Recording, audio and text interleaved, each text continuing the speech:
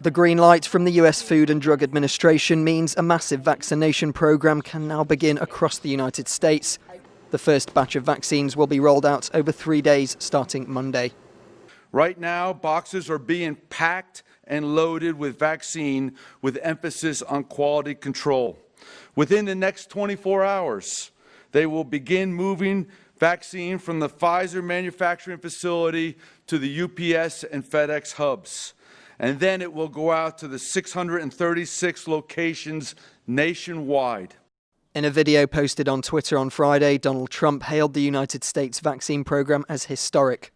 We have delivered a safe and effective vaccine in just 9 months. This is one of the greatest scientific accomplishments in history.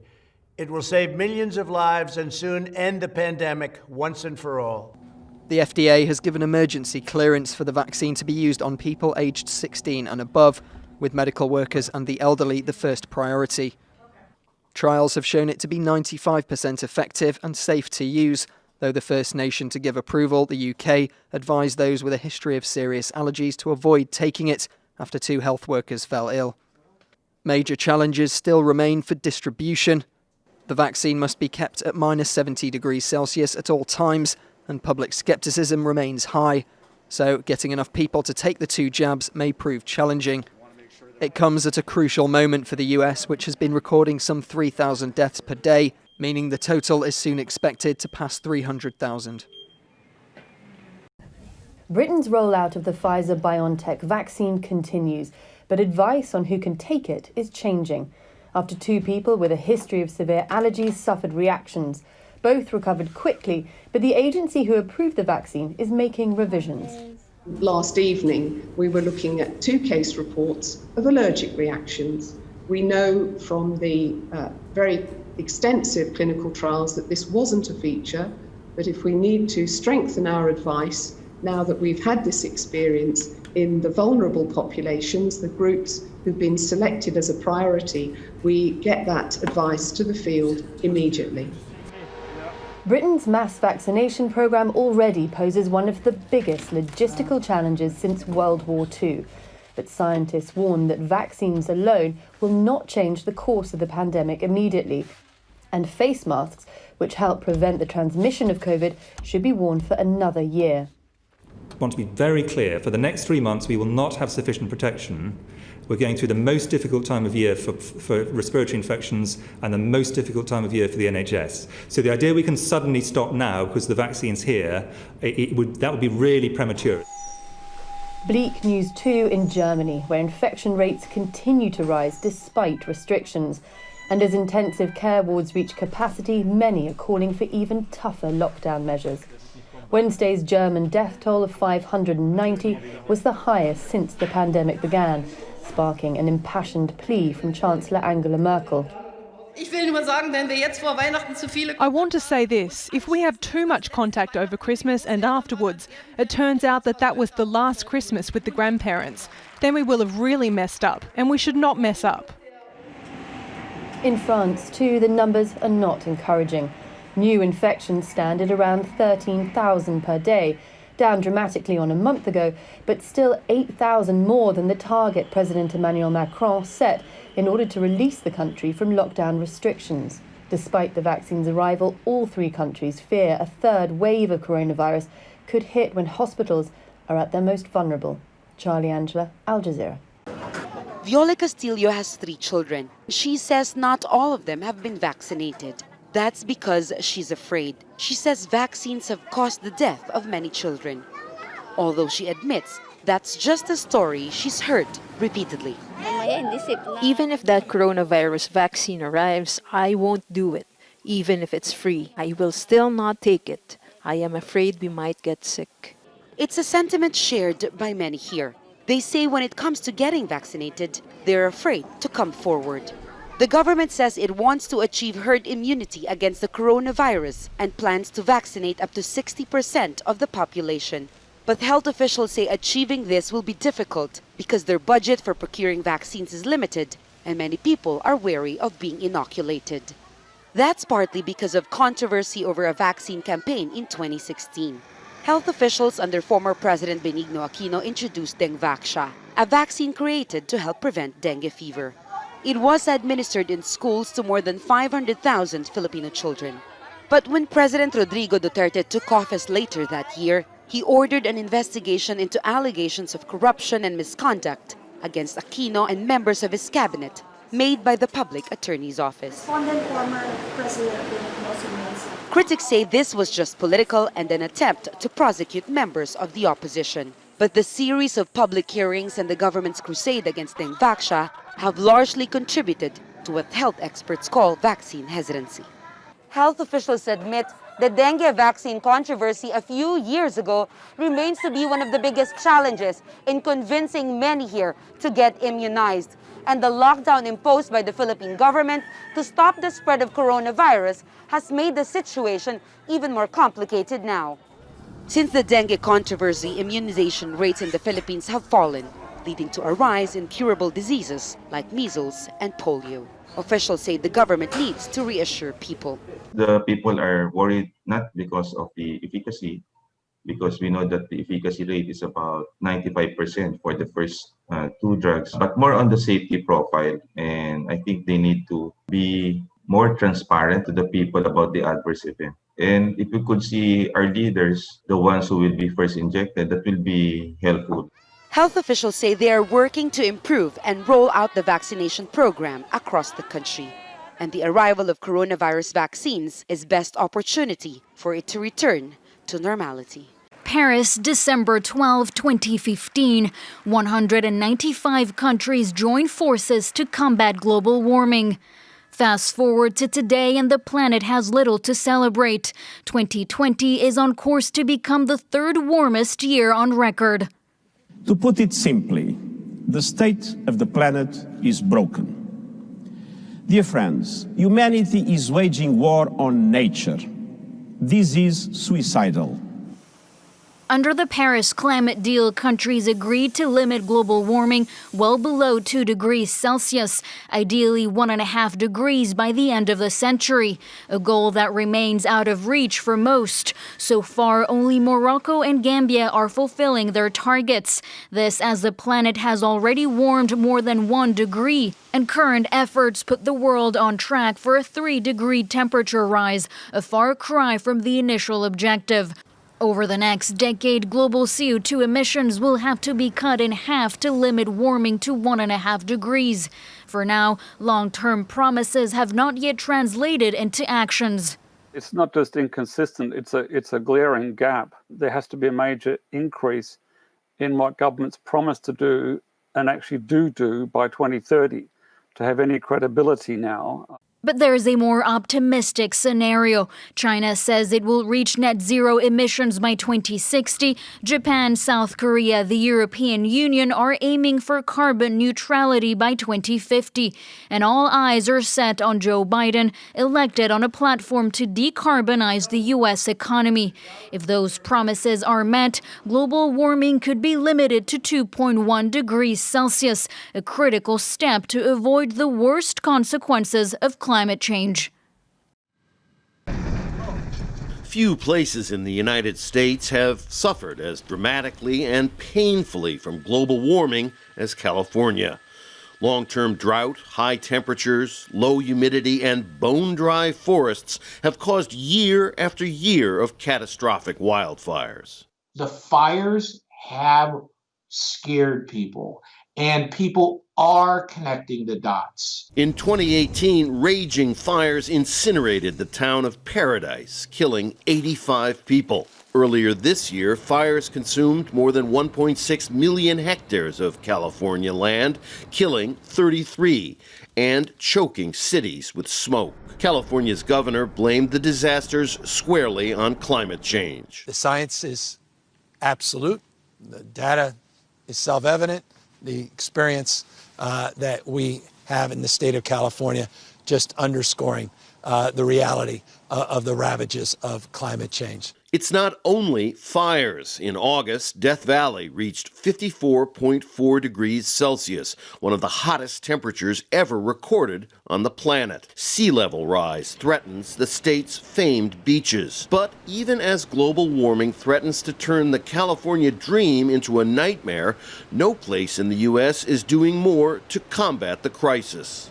California was the first large state to create a cap-and-trade marketplace for emissions. Its auto emissions standards are the strictest in the country, and petroleum-powered vehicles will be completely phased out by 2035. Wind, solar, and other renewable energy resources are being ramped up. By law, California is set to produce 100% of its electricity from renewables by 2045.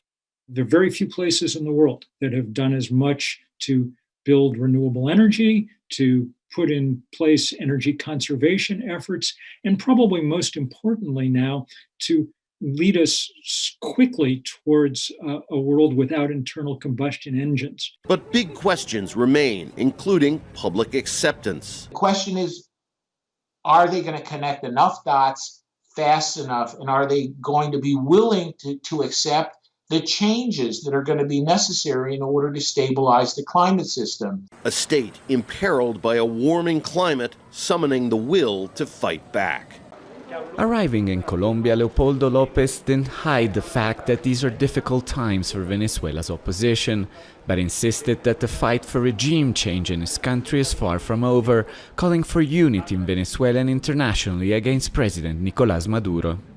The fight for liberty in Venezuela is not left or right wing. It's the fight of everybody who believes in democracy and liberty. No one can hide that Maduro is a criminal and is responsible for this tragedy. This is López's first international trip since fleeing Venezuela for Spain at the end of October, after years in prison and then house arrest. And it comes after Maduro claimed a sweeping victory in Sunday's congressional elections, regaining control of the country's National Assembly. The opposition, led by Juan Guaidó, who is recognized by dozens of countries as the legitimate president of Venezuela, boycotted the vote, calling it fraudulent while losing the last institution they controlled. López's choice to start his international tour in Colombia was deliberate. 2 of Venezuela's 5 million refugees have fled here, and President Iván Duque has been leading the charge against Maduro. In a meeting with López on Thursday, he reiterated his support for Guaidó and his interim government, while revealing Colombia played a role in stopping an assassination attempt against López without offering further details. We know that in the last few months you've been at risk of losing your life due to the regime's persecution. When that attempt became imminent, that attempt to silence your souls, your spirit, your voice, I told you, Colombia was there for you. Despite the calls for a united front, divisions among the opposition are growing. On Wednesday, former presidential candidate Enrique Capriles called for an end to Guaidó's interim government, saying that as a strategy against Maduro, it had run its course. But López said it's not time for a change. I can call on all our brothers and sisters joined in this fight to reflect on and be conscious of the very fragile moment we are in. We must understand that nobody can solve this on their own. No one. The opposition has called on Venezuelans to vote in a public consultation on Saturday, asking citizens if they deem the last elections fraudulent and would like to see a change in government. The results of the consultation might be predictable, but whether change can be achieved remains unclear. This is the office of the Kurdish security agency near the town of Bazian, one of many government buildings set ablaze by angry protesters in Iraq's northern Sulaymaniyah province. It's a defiant show of dissent in a region where security forces use deadly force against anti-government demonstrators.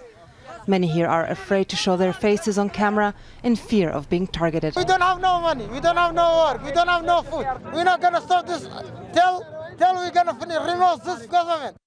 They kill our people, they kill 3 innocent people. They're shooting us, they're killing us for nothing. In nearby Chamchamal town, mourners gathered to pay their respects to the family of 23-year-old Adham Yahya, shot dead on Monday by security forces who opened fire at demonstrators. At sunset, we went to our brother's shop on the main street. He didn't participate in the protests, but then the armed men of the Kurdish Democratic Party opened fire at the protesters and he died. The protests began over the non-payment of government salaries, but have spilled into broader anger at the ruling parties in the semi-autonomous Kurdish region. In Chamchamal, the situation is very bad, yeah. There's no half electricity, no half water, no half nothing. There's no security, all is mafia. Everywhere in Kurdistan, North Iraq, it's all is mafia. The unrest comes amid a deepening fiscal crisis brought about by a decline in global oil prices, which has exposed long-lasting structural problems. The first factor in the recurring crisis that we have in Kurdistan region is the corruption, the lack of transparency in Kurdistan region, the illegal taking of financial benefits from the public's coffer. The Kurdish regional government is supposed to get a share of the central government's budget to cover public sector salaries, but Baghdad has refused to pay up because the region is selling its oil independently rather than through the central government.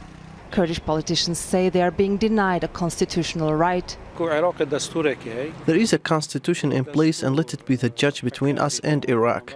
Therefore, this issue should be resolved within the framework of the constitution. But the Iraqi government owes the Kurdistan region billions of dollars. The drop in oil prices has shifted attention to non-oil revenues like customs duties. Every year, billions of dollars in goods enter Iraq from Turkey via this border crossing in the Kurdish region. But some say much of the customs revenue is siphoned into private pockets. In October, the government implemented a new system to automate financial reporting to boost transparency. For years, the federal government of Iraq and the regional government of Kurdistan have quarreled over how to share revenues. In August, they agreed to split customs revenues from border posts like these, but since then, new political tensions have hampered the implementation of that deal. The latest demonstrations have put pressure on the Kurdistan regional government to agree to Baghdad's terms to release the budget. But the people protesting now are not just unpaid public servants.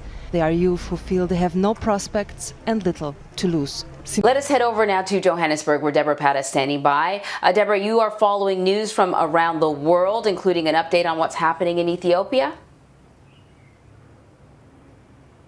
Good morning, Anne-Marie. Indeed, international aid organizations say at least 4 of their members have been killed in the ongoing fighting in Ethiopia's Tigray region.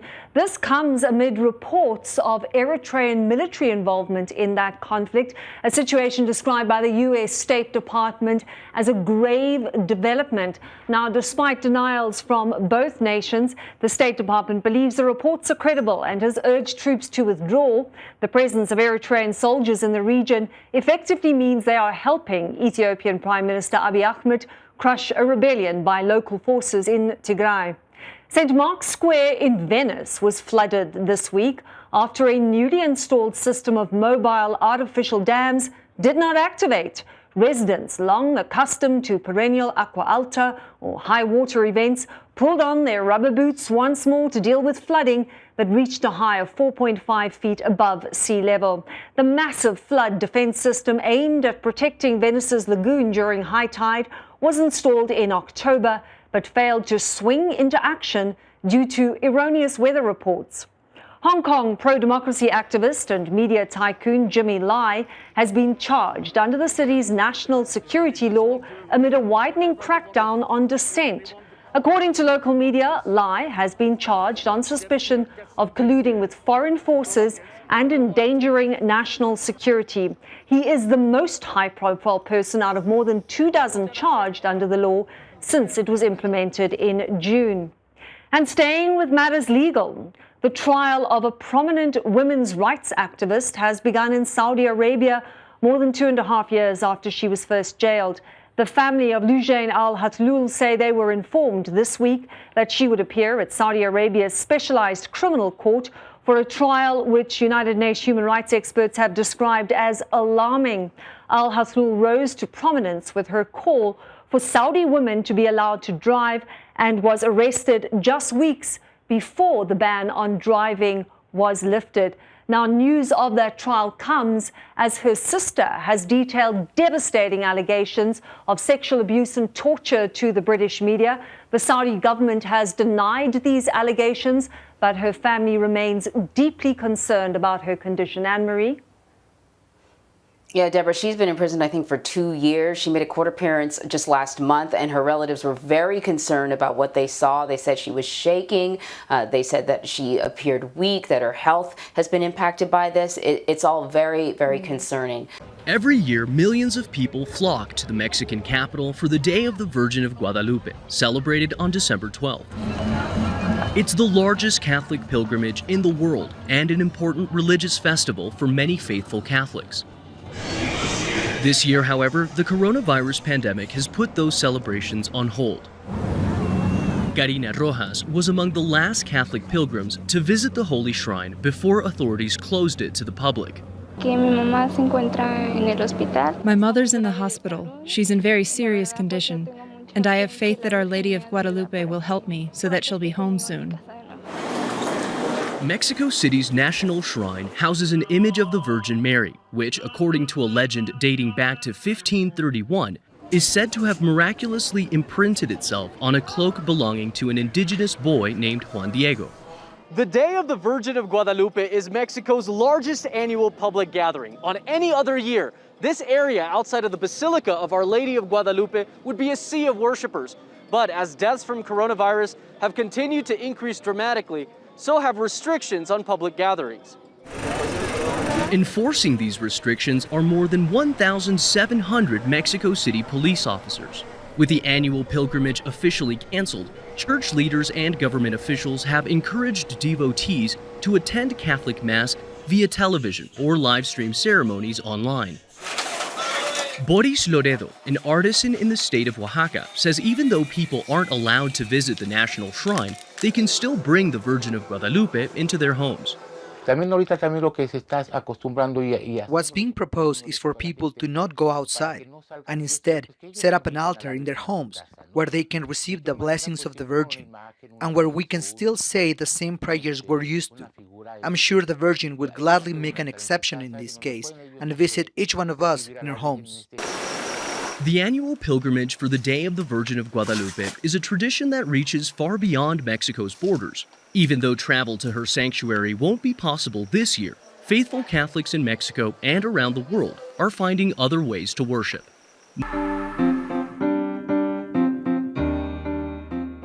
Hello and welcome to this edition of Correspondence, the show that brings you the very best of France 24's reports from around the world. Now this week we are in a chocolate factory. And indeed, it's a shame you can't smell this smell through a television set. In any case, this facility is running at full capacity. The French government has eased the lockdown just enough for a spot of Christmas shopping.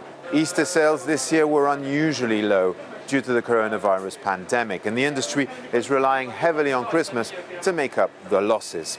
Usually, 750 million euros worth of chocolate are sold during the holiday season. That's 10% of yearly sales.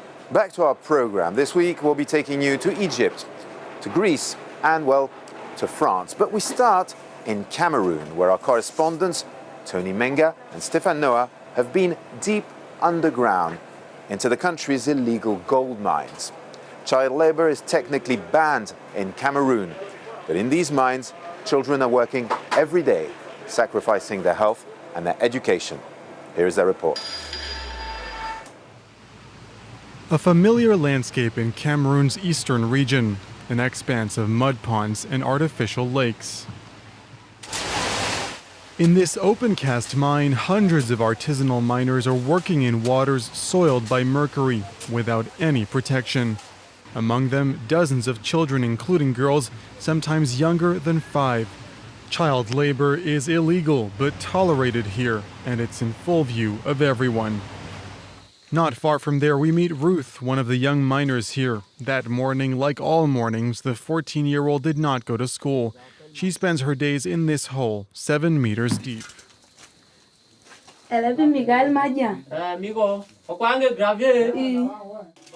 To get the best gold gram, Ruth works alongside another teenager who goes deep down into this dark underground tunnel. It is several kilometers long and can collapse at any time. Ruth's work can now begin. She washes the gravel for hours to obtain this small amount of gold, day in and day out. She has never been to school. I've never been to school because my parents can't afford it. That's why I've been mining gold since I was young to support my family. I'm aware of the dangers in the mine, like the gas iron hill, working in a cave that can collapse at any time. A few hours later, Ruth goes to the black market to sell the grains of gold to one of the many secret dealers in the area. He uses his scale to estimate Ruth's payout. Working with children does not bother the trafficker, to say the least. Usually a gram is bought at 30 euros, or 27 euros, or 38 euros. But we give children 15 euros for a gram. It depends, because they cannot bargain. Ruth leaves after selling 9 milligrams of gold for about 2 euros, 30 to 60% less than what an adult could have bargained for.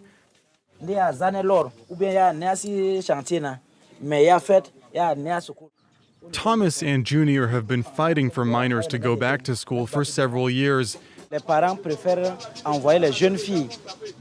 Parents prefer to send young girls of school age to mines rather than sending them to school. Therefore, our duty as an NGO is to educate them so they can stop this practice. About 100 children have enrolled in this school, but thousands still work in the mines. Education remains low on the list of priorities here, in a region which produces some 700 kilograms of gold each year. Sunday morning, the Orthodox Church of Cyprus. Despite the general confinement and the restrictions imposed on the country, sanitation rules have been openly flouted. In Cyprus, as in Greece, some priests defy week after week the ban on celebrating religious activities in public, a controversial role that doesn't sit too well with public opinion. Απαράδεκτη. Δεν πρέπει να μπερδεύουν τον κόσμο ότι άμα πας στην εκκλησία δεν θα πάθεις τίποτα. Γεμίσαμε κορονοϊό, γι' αυτό. Έχουν πεθάνει και πολλοί ιερείς. Είναι κρίμα. Να μην το ανοίξουμε. Καθορίζουν πολλά πράγματα και κυβέρνηση βγάζουν, αν θέλουν. Δεν είναι τυχαίο ότι όλα τα πολιτικά κόμματα θέλουν να τα έχουν καλά με την Εκκλησία. And with good reason. The church and state are not separate entities in Greece. So when the 82-year-old head of the Greek Orthodox Church, Hieronymus I, is tested positive with COVID-19, the media treats it with the attention worthy of a head of state, informing the population of the evolution of his health on a daily basis. Είμαστε εδώ όχι μόνο σήμερα, είμαστε εδώ από τις 19 του μηνός όταν μπήκε στο νοσοκομείο. Στην Ελλάδα ο κόσμος είναι πολύ κοντά στην Εκκλησία και σε τέτοιες δύσκολες στιγμές όπως αυτή της πανδημίας έρχεται ακόμα πιο κοντά, απευθύνεται στην Εκκλησία. The Archbishop of Athens will be released from the hospital a few days later. But what about the powerful Greek Orthodox Church? Even today, the unease is palpable, especially among Athenian priests like Father Alexandrakis, who have been scrupulously adhering to the instructions. Πολλές φορές υπήρχαν αμφιβολίες αν υπάρχει κορονοϊός. Πολλές φορές υπήρξαν πιέσεις, ανοίξτε τις εκκλησίες, αφήστε τους πιστούς να μπουν μέσα. Όμως από την αρχή αυτό το οποίο η Εκκλησία μας έδωσε ήταν να κρατήσουμε όλα εκείνα τα μέτρα προφύλαξης. His fear now is that his faithful will be deprived of attending Christmas services.